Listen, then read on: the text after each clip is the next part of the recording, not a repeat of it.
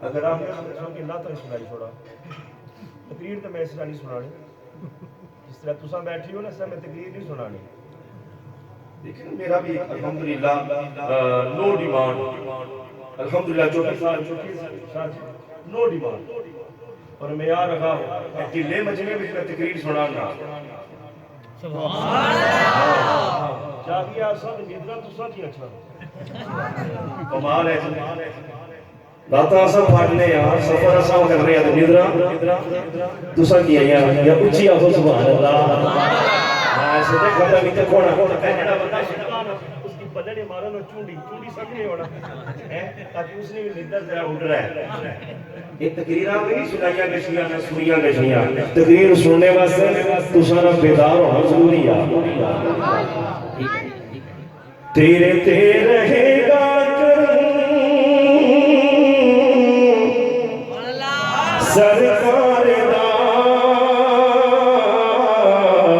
یار بن جا تو خدا دے یار دا یار بن جا تو خدا دے یار دا اور آ میرے خواباں وچ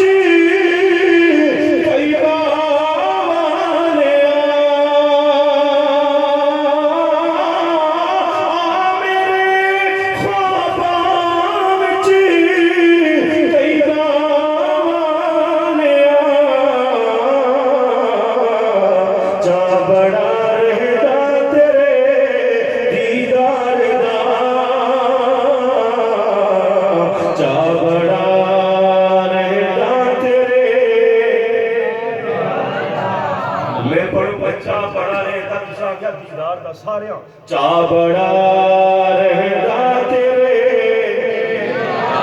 دیدار دا چا بڑا رہدا تیرے دیدار دا تیرے تیرے گا کرم سرکار دا یار بڑھ جا تو خدا دے یار دا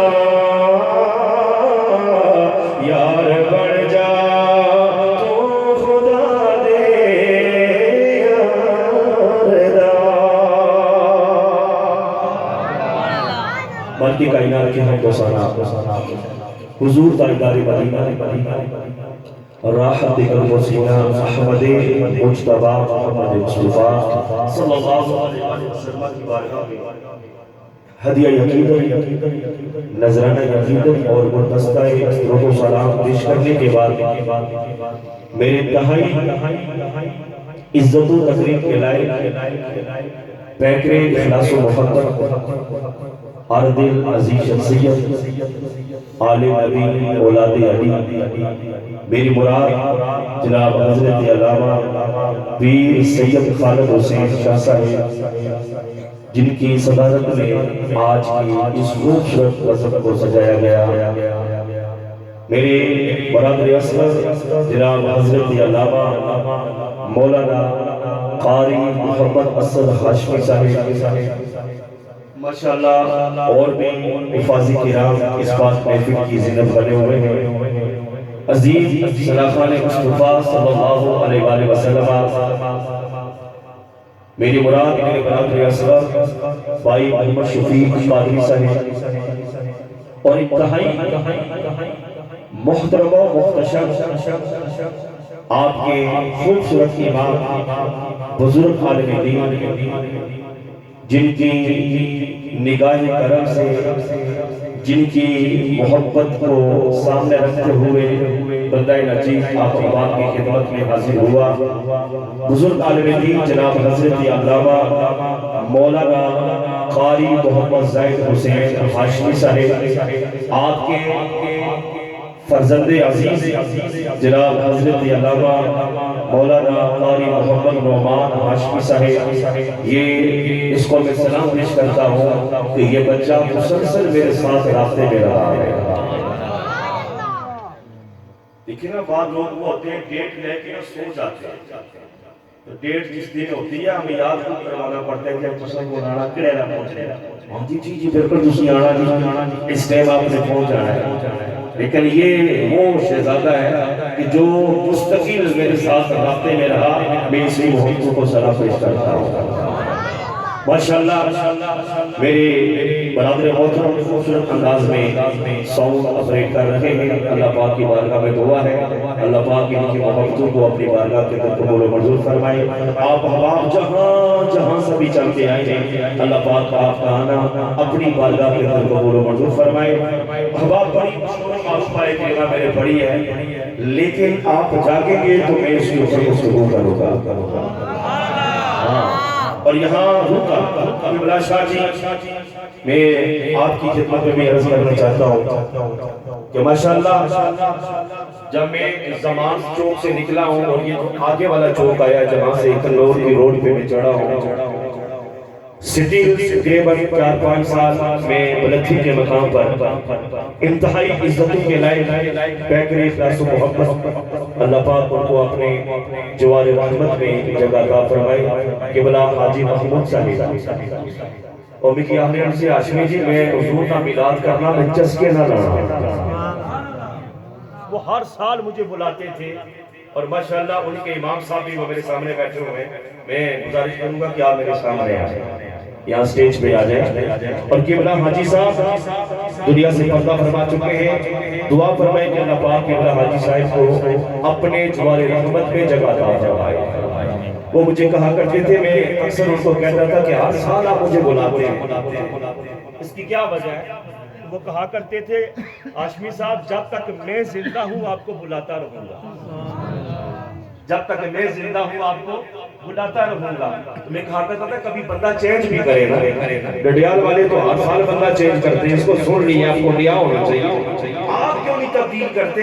तो वो कहा करते थे मेरे बच्चे, मेरी फैमिली, जितने भी भाई हैं, वो कहते हैं कि सुनना है तो हाशमी साहब को सुनना है। अल्लाह पाक उनको जन्नत में जगह अता फरमाए, अल्लाह उनके पसमानदान को सब्र जमील अता फरमाए। और कश्मीर वालों में आपको थोड़ा सा झंझोड़ रहा हूँ, तो बड़े दावे से झंझोड़ रहा हूँ। मैं आपकी मोहब्बतों को सलाम पेश करता हूँ कि पाकिस्तानी खुताबा में सबसे ज्यादा मुझे मान है, सबसे ज्यादा आपकी धरती कश्मीर में आता है तो वो बंदा ही नाचीज है। मैं हर साल प्रोग्राम कैलकुलेट करता हूँ शाह जी कि मैं ज्यादा आया हूँ कि कौन आया, मुझे पता होता है कि पाकिस्तान से कौन कौन यहाँ आ रहा है। और अल्हम्दुलिल्लाह हर साल 3, 4, 5, 6 प्रोग्राम मेरे सिर्फ आपके डडियाल में होते हैं। एयरपोर्ट, ये आपका इलाका अगला जो है माशाल्लाह इस्लामगढ़, ये इस इलाके में मैं कल भी आ रहा हूँ। तो अहबाब आपकी मोहब्बतें हैं, अल्लाह पाक आपकी मोहब्बतों को कायम दायम रखे, अल्लाह आपको सलामत रखे।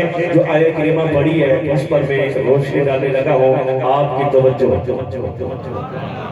जागड़े हो ना जी अजय सुनते हो आज माशाअल्लाह। अब मैं दिल के शेर होके बोलूंगा कि आप सुनने के लिए बैठे। मेरे मालिक ने फरमाया वमा अरसलनाका इल्ला रहमतन लिल आलमीन। मैं तो सर की सजनो एक दफा भी ना आना, एक दफा भी मैं नहीं आना तो सर किया हो सुभान अल्लाह। आपके पास 4-5 दफा आया हूँ, आप चशमदीद गवाह हैं। मैंने मजलिस में किसी को कहा ऊंची आओ, सीने ने जोर लाई किया हो और ऊंची आओ। अल्लामा साहब माशाल्लाह हमारे महफिल में मौजूद होते हो। मैं ये इस बात का कायल नहीं हूँ, मैं कहता हूँ बंदे में होना चाहिए कि बंदा बोले तो सुनने वाले खुद बोल के कहे सुभान अल्लाह। लेकिन आपने शुरू में थोड़ी सी तवज्जो करनी है, और मैं शाह जी की मौजूदगी में बड़ी गहराई में जाकर थोड़ी सी गुफ्तगू करना चाहता हूँ, क्योंकि मेरे दाएं बाएं मेरी बरादरी बैठी हुई है, ये मेरी अपनी बरादरी बैठी हुई है, इसकी मौजूदगी में कुछ देना चाहता हूँ। मेरे मालिक ने फरमाया वमा अरसलनाका इल्ला रहमतन लिल आलमीन। हम इसका तर्जुमा क्या करते हैं कि ए नबी हमने सारे आलमीन के लिए आपको रहमत बना के भेजा। शाह जी यही तर्जुमा करते हैं।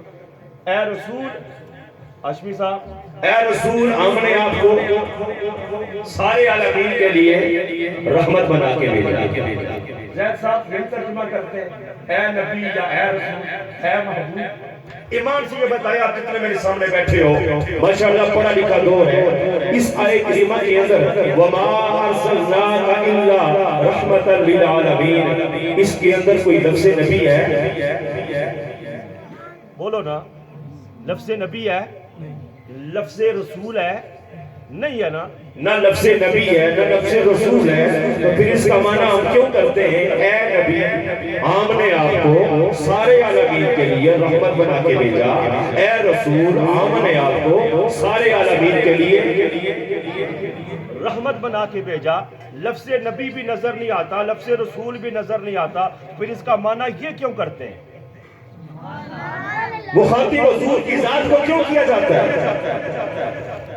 आपका हक बनता है आप हमसे सवाल करें। हाशमी साहब आप ये तर्जुमा कर रहे हैं, लफ्ज़ नबी भी नहीं है। या अय्युहन नबी, ए नबी, ए गैर की खबरें देने वाले, या अय्युहर रसूल, ए रसूल, या लफ्ज़ रसूल भी है, आगे लफ्ज़ नबी भी है, या लफ्ज़ नबी भी नहीं, लफ्ज़ रसूल भी नहीं। तर्जुमा किया जा रहा है ए नबी, ए रसूल, हमने आपको सारे आलमीन के लिए रहमत बना के भेजा।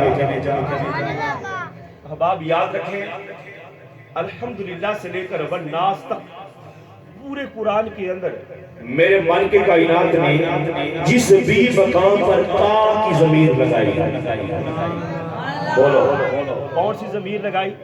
का की ज़मीर लगाई ना, तो ये का की ज़मीर या तो रब ने कुरान के लिए लगाई है या साहिबे कुरान के लिए लगाई है, या कुरान के लिए लगाई है साहिबे कुरान के लिए लगाई। वमा अरसलनाका, ये जो का की ज़मीर है ये इशारा कर रही है मुस्तफा की तरफ। किसकी तरफ इशारा कर रही है? मुस्तफा की तरफ। और फिर हुजूर को मुस्तफा हम क्यों कहते हैं? تھوڑا سا میں یہاں رک کر ایک اور بات بھی آپ کی سماعتوں پہ نظر کرنا چاہتا ہوں. مصطفیٰ کے معنی ہوتے ہیں مٹی سے پاک شدہ. مٹی سے پاک شدہ. جس طرح آپ منرل واٹر لیتے ہو نا، نیسلے کا ہو، نیسلے کا ویسے بھی لینا نہیں چاہیے، خیال رکھا کریں. اب یہودیوں کو بھی بڑی سپورٹ کرتے ہیں. اپنی پاکستانی کمپنی کا کو آپ منرل واٹر لے لیا کریں. احباب یہ جو منرل واٹر ہے جو یوکے سے لوگ آتے ہیں تو زیادہ تر وہ استعمال کرتے ہیں کہ اس کے اندر مٹی نہیں ہوتی، ذرات نہیں ہوتے. ٹھیک ہے، اس کو عربی میں مصطفیٰ کہتے ہیں. اس پانی کو عربی میں بولو نا مصطفیٰ کہتے ہیں، اور مصطفیٰ کے معنی ہوتے ہیں مٹی سے پاک شدہ. اور اللہ نے اپنے محبوب کو مٹی سے پاک شدہ بنایا.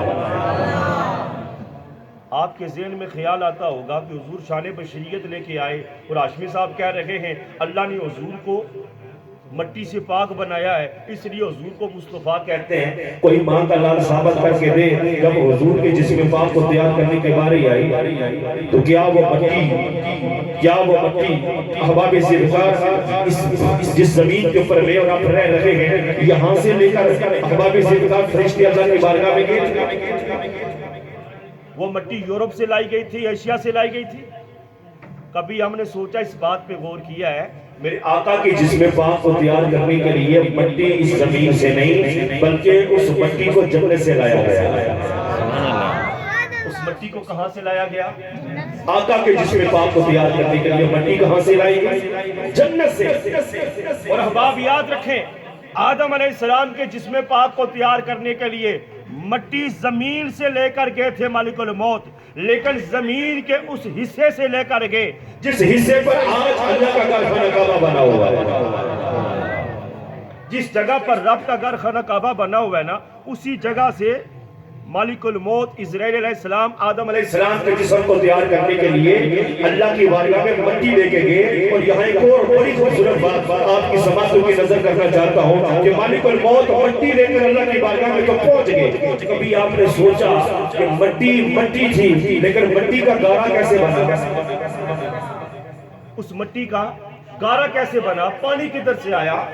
دو روایات میری نظروں سے گزری ہے. آقا فرماتے ہیں کہ جو مٹی مالک الموت جہاں اللہ کا گھر خانہ کعبہ بنا ہوا ہے لے کر اللہ کی بارگاہ میں حاضر ہوئے، اللہ نے اس مٹی کے اوپر 40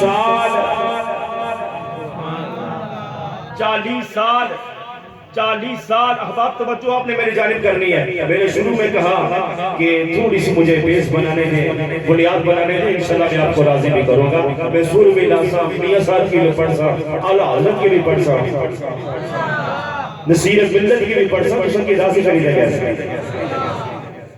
تقریر 9 بجے شروع کرانے والا تے خسر نہ ہویا، سمجھیو کہ نہیں؟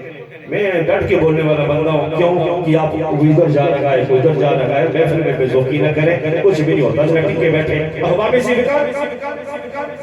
آقا فرماتے ہیں کہ جو مٹی مالک الموت آدم کے جسم کو تیار کرنے کے لیے رب کی بارگاہ میں لے کر گئے نا، آقا فرماتے ہیں اللہ نے اس مٹی کے اوپر 39 سال غم کی بارش برسائی. کس کی بارش برسائی؟ غم کی بارش برسائی. اور 1 سال اللہ نے اس کے اوپر خوشی کی بارش برسائی. اور دوسری روایت میں نظروں سے یہ گزری ہے، آقا فرماتے ہیں کہ جو مٹی آدم علیہ السلام کے جسم کو تیار کرنے کے لیے ارے زمین سے لے کر مالک الموت اللہ کی بارگاہ میں حاضر ہوئے تھے، اللہ نے 39 دن اس مٹی کے اوپر غم کی بارش برسائی. اور ایک دن اللہ نے اس مٹی کے اوپر خوشی کی بارش برسائی. آقا فرماتے ہیں انسان یہی وجہ ہے کہ تیری زندگی کے اندر غم زیادہ ہے، خوشیاں کم ہے.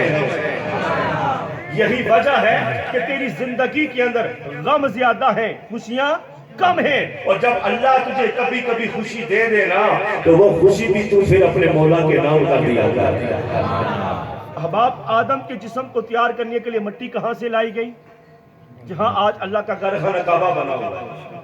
اور میرے نبی کے جسم پاک کو تیار کرنے کے لیے مٹی کہاں سے لائی گئی؟ जन्नत से। और यहाँ रुक कर आका का फरमान, मेरे आका फरमाते हैं, और मेरे गुलामों जिस जगह की मिट्टी तुम्हारे बदन को तैयार करने के लिए, तुम्हारे जिस्म को तैयार करने के लिए तुम्हारे बदन पे लगी है ना, तो जिस जगह की मिट्टी होगी मरने के बाद रब का कायदा कानून ये है कि मरने के बाद तेरी कब्र भी उसी जगह पर बढ़ेगी। बात समझ रहे कि नहीं समझ रहे हैं? मैं जिधर आपको लेके आ रहा हूँ, अब आप तवज्जो चाहता हूँ, मेरे आका के जिस्म पाक को तैयार करने के लिए मिट्टी कहाँ से लाई गई? बोलो नहीं यार, जन्नत से। अब रब का कायदा कानून क्या है? उलमा बैठे हुए हैं, मैं गलत बयानी कर रहा हूँ तो ये बोल सकते हैं। रब का कायदा कानून ये है कि जिस जगह की मिट्टी मरने के बाद कब्र भी। मैं मदीना 3 दफा देख के आया हूँ, तो समझ चुके ना बंदा जड़ा मदीना तक सीधा आया। आज चाहो जरा ईमान से ये बताएं, मदीना जन्नत है क्या नहीं है? मदीना जन्नत है कि नहीं है? बोलो ना, जन्नत है ना, मैं खुद देख के आया हूँ। इसमें सुनी सुनाई बात तो है नहीं है, लेकिन मदीना को जन्नत क्यों कहते हो? तवज्जो चाहता हूँ।